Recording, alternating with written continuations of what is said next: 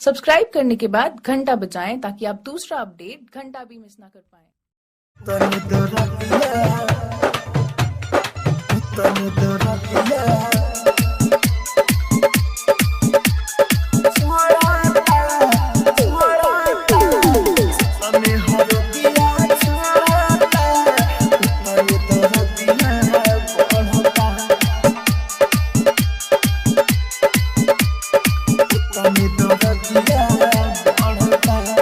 जान के हरदिया चढ़ता हमर दरदिया बढ़ता। जान के हरदिया चढ़ता हमर दरदिया बढ़ता। जान के हरदिया चढ़ता हमर दरदिया बढ़ता।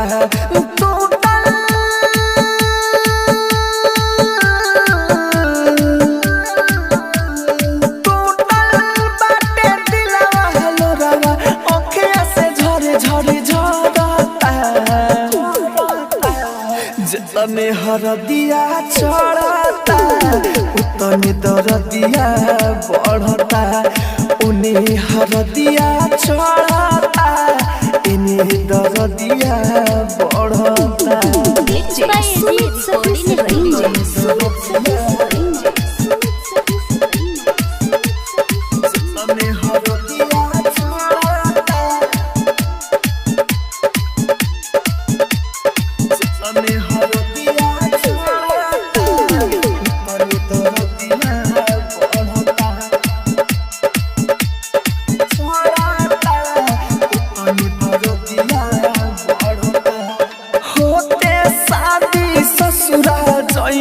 हमके अकेले छोड़ के प्यार के पंछी उड़ जाई। प्रेम के पिंजरा तोड़ के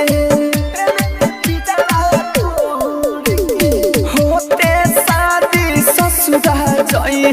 हमके अकेले छोड़ के प्यार के पंछी उड़ जाई। प्रेम के पिंजरा तोड़ के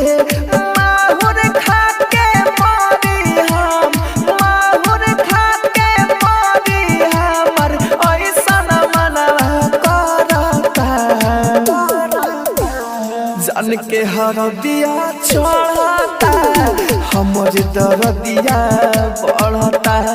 जितने हरदिया चढ़ता उतने दरदिया बढ़ता। आप सुन रहे हैं एजी एंटरटेनमेंट की धमाकेदार प्रस्तुति।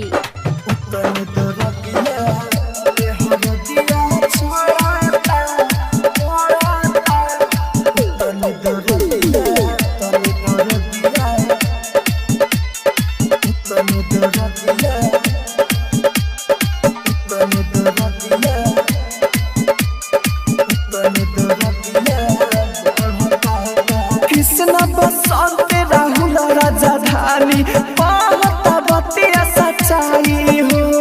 प्यार के रोग है संज कर बनल ना बदलाई हो।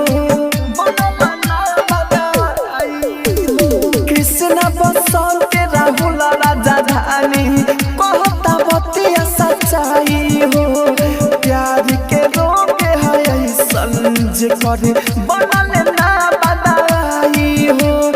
जालिम बजमाना रोज जालिम बजमाना रोज कितना दीवाना मरता।